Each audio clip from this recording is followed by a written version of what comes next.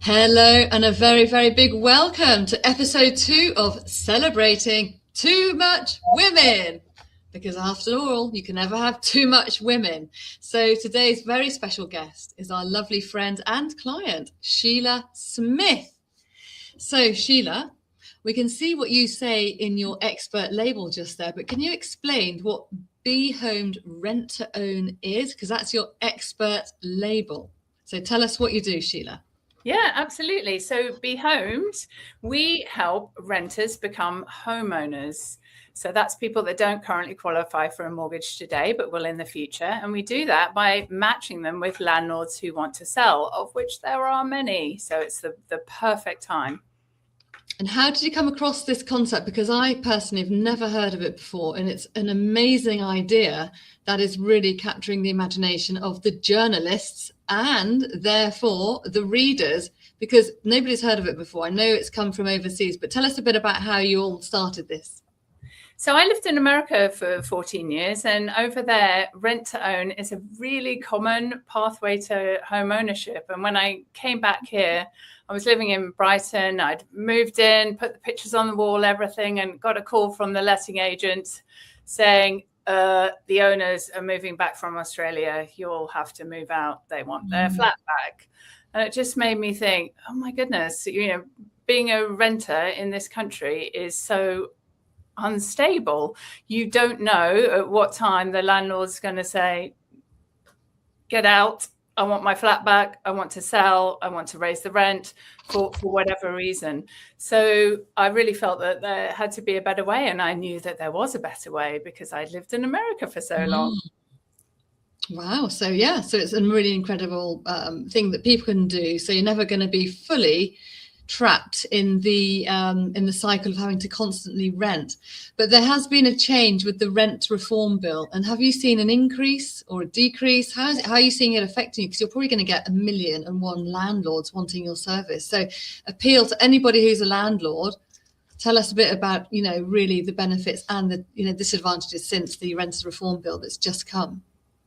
So you're exactly right. After the Renters Reform, it's Renters' Rights Act, the demand has shot up from landlords. I am inundated with responses from landlords. Last week I spoke to 8 landlords, and we've agreed a deal with a couple of them already, looking for suitable tenants and working beavering behind the scenes, getting the numbers on some new ones, because landlords are just tired of all the compliance. They're tired of all the red tape, the costs, and they're afraid of getting it wrong. I mean, even if Rachel Reeves who should know a bit better what her policy or what the policy is can get it wrong, then what's up? The typical layman on the streets can easily get it wrong and be beholden to huge fines.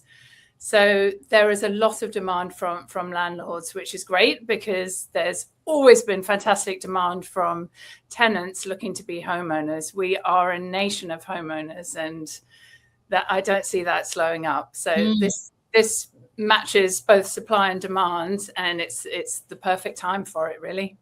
So you're the only person in the UK doing this? So you're a bit of a too much woman already. You qualify for that, don't you? There are other rent-to-own providers, but as far as I know, I'm the only one that is matching tenants up with landlords who want to who want to sell their properties. Mm-hmm. So yeah, one of a kind.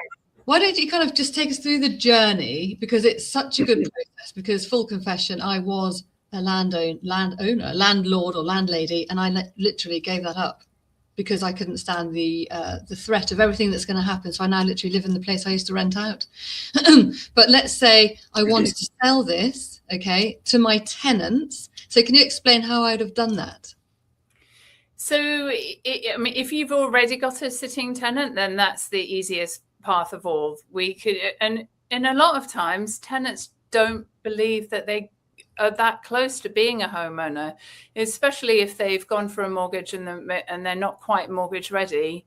They don't know that there's another path available to them. So that's the cleanest option, is if as a landlord you've got a sitting tenant, we can work. When you say sitting tenant, sorry to interrupt, but I thought sitting tenant meant somebody who won't leave, that you can't get rid of them.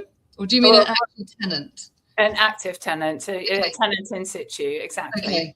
So that's the easiest way. But if not, if you're a landlord that's got a property that's coming vacant, or if the tenant has just given notice, then that's the perfect opportunity to come to Behomed, and we can source a tenant who would love to buy your property. So we do all the affordability checks, make sure that they've got a very clear roadmap from being a renter today to being able to purchase your property in the future. And then you agree a price, don't you? So you agree a market price, and then that is what the tenant who will become who will then become a homeowner will have to pay. So it's not going to, let's say it's 500k. It's not going to be 600 or 700. Then you're going to agree an actual rate. Is that right? Yeah, that's exactly right. So everything is agreed from day one. So from the landlord's standpoint, they've got their peace of mind that their exit is planned out. They know what rent they're going to be getting. They've got the benefit of no voids and no maintenance, because the tenant will take on the maintenance during the rental period. And they've got the future sale price locked in, which we do a little bit above today's market value. So faced with the option of either selling on the open market and having to reduce because it's such a buyer's market right now, this can be a really nice exit. And then from the tenant side, they've got something to budget towards, because they know exactly what they're paying in rent every month, but they know exactly what that purchase price is going to be in between 2 and 7 years typically, but in reality it's typically more like 2 to 5 years. So everybody knows exactly what they're working towards, which brings certainty and stability, which is what it sounds like, with all people I know who are landlords, whatever, it sounds like an absolute win-win. And I think that is why you came to us for the publicity, because it's like you need to get this message out there. So can you share the stats from when you got featured in the Evening Standard? Because that was a pretty major piece of publicity, and you got a lot of inquiries, didn't you? It really was. I've woke up to my inbox pinging, and I didn't even realize at that point that the article had gone live. We had over 400 inquiries, primarily from tenant buyers, but also from investors, developers, and lots of landlords as well. And we had 136 applications within that first week. So it was really off the charts. The demand is definitely there from both sides of the equation. So it does really feel that rent to own is an idea whose time has come. Well, and you're the too much woman who is providing that. And then didn't that turn into a bit of a PR snowball?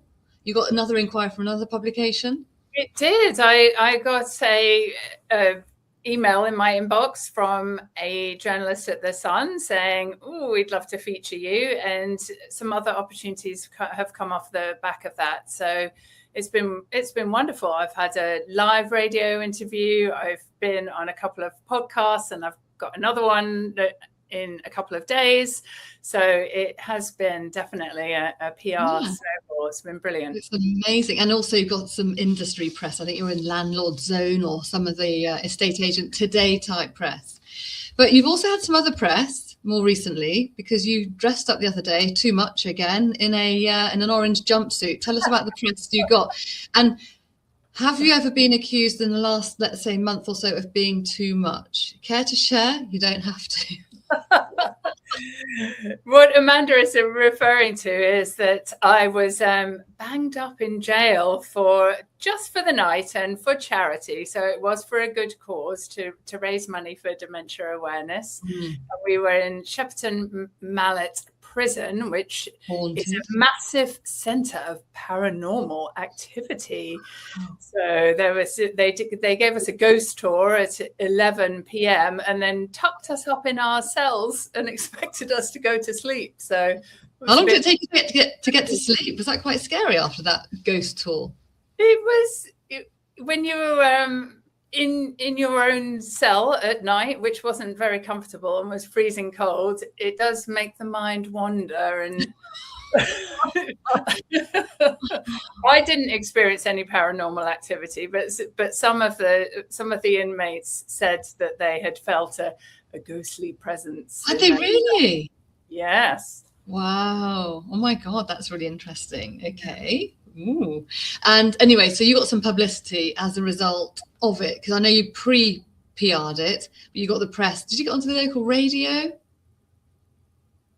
Or no, the local newspaper, wasn't it? Press release that I sent out myself. So I was quite proud of myself for doing that. And it got picked up by 2 local newspapers. And then since that was 3 weeks ago, I've sent out another press release for my 11-year-old daughter's business, Heaven Sent. And that got picked up in the press as well, 2 local newspapers. So it's becoming quite addictive now that I know the format, if you will, and I've got that journalist thinking of why this and why now. That has been my biggest takeaway. So I'm always looking for stories. Why this? Oh, I love it. So you're be homed, rent to home own / journalist, citizen journalist on the quiet. So your too muchness is referenced about being too idealistic. Can you just, expand on that? Because everybody's got their own too muchness if they've been accused of this. Has somebody accused you of that? Or do you accuse yourself of being too idealistic? I think a little bit of both. I think I've definitely been accused of not being a realist, and even starting behind, there's been quite a few naysayers who have said, "Oh, that will never work. Oh, that sounds too good to be true. It must be a scam." Mm. And why should it be too good to be true? Just because we are creating a win-win that helps the tenants and helps the landlords, why does that have to be too good to be true? We're so used to somebody being the winner and somebody being the loser. And I don't think it has to be that way. And so, yeah, I'm going to claim that. I am idealistic, but I think that's also realistic. And I'm on a mission to prove that being idealistic is the way to be. And it can be realistic as well. So watch this space. I think that's amazing. And so people watching this, namely women watching this, what is your absolute message to them? Is it for them also to be too idealistic? Or what's your actual message that you want people to take home? My biggest message is it's okay. Yeah, maybe watch this space. My biggest message is it's okay not to have it all figured out. I know that we live in an environment where you must have a shiny, glossy business plan. You've got to have everything forecasted within an inch of your life, and that can be really intimidating. And I don't think that it has to be that way. It's good to have a goal and set your GPS of where you want to go, but I think it's also okay to start where you are. You don't need to be perfect. You do need to be brave. You don't have to have all the answers. You just need the courage to take the next step and the trust that the path will open before you. And that's the way that I move, perhaps because I'm not such a planner. I am always a bit more spontaneous.